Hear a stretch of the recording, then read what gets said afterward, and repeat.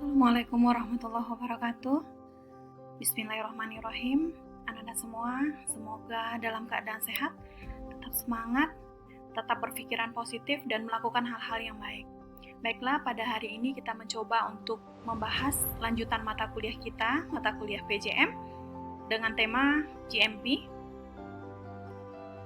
Good Manufacturing Practice.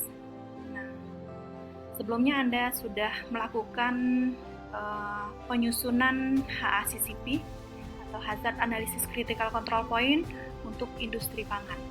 Anda juga sudah membahas tentang food defense. Anda juga sudah membahas tentang food fraud. Nah, GMP tidak bisa kita lepaskan dari hal tersebut. Kalau kita lihat secara definisi seperti yang sudah Anda ketahui sebelumnya, bahwa GMP adalah cara ataupun teknik berproduksi yang baik dan benar untuk menghasilkan produk yang benar, memenuhi persyaratan mutu dan keamanan. Nah, ketika kita berbicara tentang GMP, bukan hanya untuk industri pangan saja, ya, bukan hanya industri pangan saja, tapi seluruh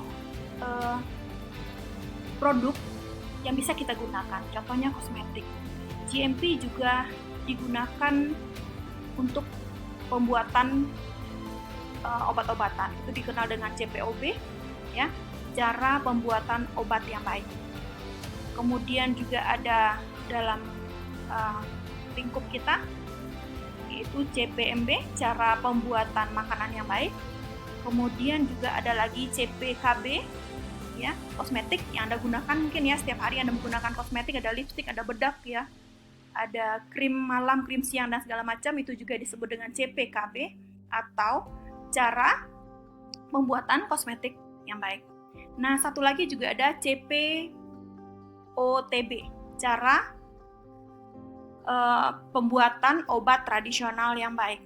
Nah, jadi jamu, obat-obat herbal itu juga harus memiliki cara yang juga tercover dalam GMP tentunya.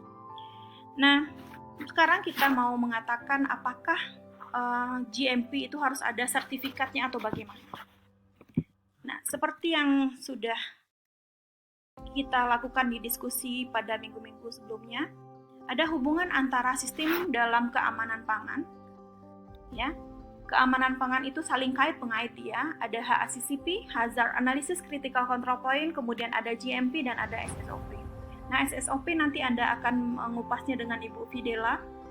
Nah, HACCP pun Anda sudah Ibu lihat sudah mulai runut dalam penyusunan HACCP-nya, bagaimana meletakkan atau menetapkan bahwa itu dikatakan titik kritis, ya, CCP-nya bagaimana, kemudian bagaimana verifikasinya, bagaimana bagan alirnya, itu Anda sudah cukup baik membuatnya, walaupun masih ada perbaikan pada beberapa kelompok.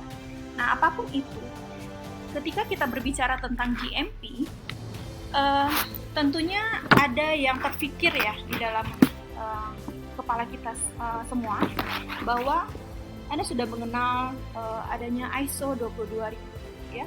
Kemudian ada HACCP, ya. Kemudian ada lagi BRC, ya. BRC apa? BRC adalah Asosiasi Perdagangan yang terkemuka untuk penanganan retail, ya, perdagangan retail di Inggris, dan itu juga merupakan satu standar, ya, yang diakui sebagai standar global atau disebut dengan The British Retail Consortium, ya. Nah, selain itu Anda juga sudah memberikan studi kasus tentang SQF, ya, atau Safe Quality Food. Nah, itu sebenarnya hampir sama, cuman berbeda dengan cara sertifikasinya saja. Nah, kemudian ada satu lagi IFS, ya, atau IFS sistem, yaitu Industrial and Financial System. Nah, semuanya itu merupakan kegiatan-kegiatan bagaimana kita bisa menerapkan GMP sebagai standar tunggal, ya, standar tunggal yang merupakan bagian dari penerapan standar yang lainnya. Dan sertifikasi yang dilakukan merupakan sertifikasi dari standar-standar yang tadi. Nah, baik anak-anak semua, ketika juga kita berbicara tentang GMP, pada dasarnya semua industri yang terkait dengan makanan. Oke, sekarang kita coba membahas khusus lingkup makanan saja, ya. Tadi kan sudah disebutkan bahwa ada makanan, ada obat-obatan, ada kosmetik juga, pakan ternak juga sebenarnya wajib ya menerapkan. Sejak dari pabrik didirikan sampai pada proses jadinya. Jadi ada proses, ada output, dan outcome-nya itu juga sudah tercakup di dalam GMP. Ya. Nah, karena untuk apa sebenarnya GMP ini merupakan program dasar atau yang harus dikerjakan, tidak boleh ditawar sebenarnya. Karena apa? Karena penerapan GMP ini merupakan prasyarat, ya, syarat dasar dari industri bagaimana dia bisa beroperasi dengan baik. Namun, kalau kita di Indonesia masih banyak industri yang berawal dari UKM, ya, seperti yang kita lihat di sekitar kita di 50 kota saja atau Payakumbuh, banyak sekali UKM yang menggeliat. Dan UKM ini nanti akan berkembang menjadi industri rumah tangga dan industri besar, kadang-kadang malah menjadi industri besar seperti rendang. Nah, itu juga sudah dijadikan sebagai sentra ya atau ikon dari kota Payakumbuh ya. Nah, ketika tingkat pengetahuan GMP-nya yang masih terbatas dan ini akan berakibat pada penerapan yang sering diabaikan. Nah, kapan sebenarnya orang berusaha untuk melakukan GMP ini atau dia menerapkan GMP ini, ya? Ketika dia sudah ada tuntutan, ya, sudah ada tuntutan harus disertifikasi GMP-nya, kemudian ada permintaan dari pelanggan, ya, ketika pelanggan memerlukan COD dan segala macam, ya. Nah, prinsip-prinsip dari GMP itu sendiri juga berkaitan dengan adanya di SSOP ya, di sanitasi hygiene, kemudian juga di puncaknya itu adalah manajemen mutu pada HACCP. Jadi GMP dan SSOP merupakan program prasyarat dari HACCP. Ya. Sedangkan SSOP merupakan komponen dari GMP. Jadi mereka itu saling berkaitan. Tidak bisa terlepas satu sama lainnya, ya. Nah, adapun cakupan dari GMP ini sendiri, ya, penerapan dari standar GMP ini ada beberapa. Yang pertama tentunya antara yang harus dikerjakan adalah desain dan fasilitas. Nah, fasilitas ini semuanya seperti pengaturan bagaimana wastafel letaknya bagaimana, tempat pencucian setelah pengolahan bagaimana, ruang produksi bagaimana, tempat penyimpanan bagaimana, penyimpanan bahan basah, bahan kering. Nah, itu juga sudah kita coba bahas kemarin. Nah, kemudian bagaimana produksinya sendiri, bagaimana produksi itu bekerja, bagaimana produksi itu kita kendalikan dengan baik. Jadi lebih tepatnya ini adalah pengendalian operasional, ya, mulai dari bahan baku datang, kemudian persiapan bahannya, kemudian pengolahannya, kemudian sampai jadi produknya dan sampai didistribusikan pada konsumen. Kemudian ada lagi jaminan mutu. Jaminan mutu tentunya komplit ya di situ. Ya.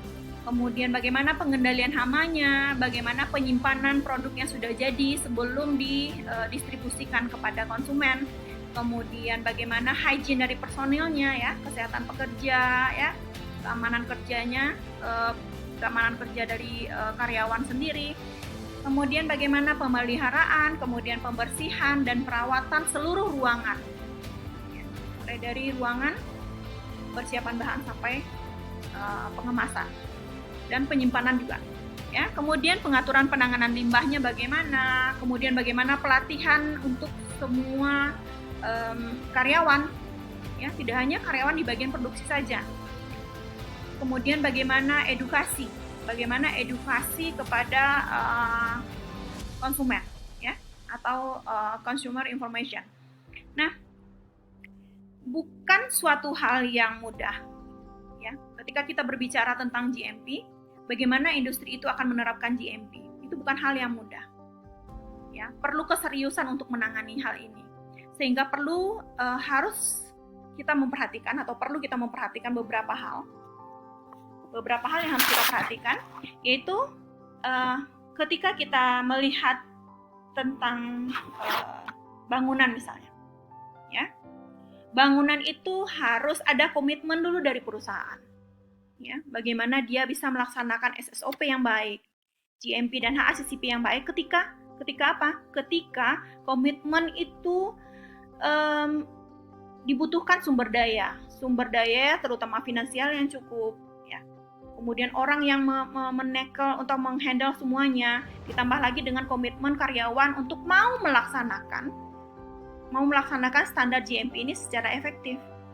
Karena kalau misalnya komitmen itu tidak kita dapatkan, bisa jadi nanti akan maksudnya tuh perubahan pola pikir dan kebiasaan itu ketika kita tidak dapatkan, maka GMP ini tidak akan bisa kita laksanakan dalam industri pangan. Nah, kemudian kita juga harus memilih, karena tadi ada standar, semuanya kita menggunakan standar, maka kita harus punya standar referensi penerapan GMP secara tepat, ya. Tentunya dengan pertimbangan-pertimbangan tadi, ya, sumber dayanya bagaimana, ya, mulai dari bangunan, SDM-nya dan lain-lain. Kemudian yang ketiga, kita harus menentukan dulu indikator efektifnya seperti apa dalam penerapan GMP. Ya, kita harus melakukan evaluasi terhadap kinerja, evaluasi terhadap produksi, ya. Jadi evaluasi apapun yang kita lakukan di dalam perusahaan atau industri pangan dalam penerapan GMP harus digunakan secara bertingkat, ya.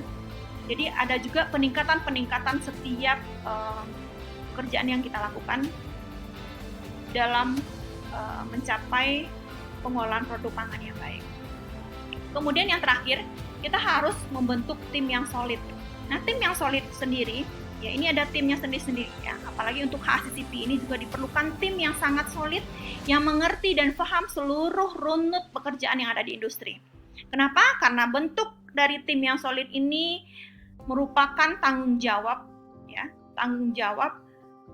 dan personil yang memiliki jiwa kepemimpinan, jiwa yang bertanggung jawab, serta motivasi yang kuat tentunya untuk melaksanakan GMP dengan baik, ya. Baiklah, kalau kita melihat rangkaian dari Good Manufacturing Practice ini, sebenarnya inti dari pedoman ini adalah, atau program ini adalah, bagaimana kita menjelaskan makanan itu aman, dia bermutu, dia layak dikonsumsi oleh siapa saja, ya, tergantung golongan umur pada pangan apa. Kemudian juga harus ada berisi penjelasan mengenai persyaratan minimum yang harus dipenuhi pada seluruh mata rantai makanan, mulai dari bahan baku sampai produk akhir, ya. Contohnya pemakaian pewarna, ya, pemakaian pengental, pemanis, ya, BTP, ya. Nah, itu sebenarnya harus memiliki standar yang disesuaikan, yang sudah diatur oleh Perka Badan POM. Ya. Nah, umumnya juga menguraikan tentang kondisi bagaimana prosedur yang mana yang akan dipakai oleh perusahaan. Nah, ini perlu tim khusus untuk mendudukkan ini, ya, duduk bersama tentunya, agar GMP yang akan diterapkan di perusahaan itu dapat berjalan dengan baik.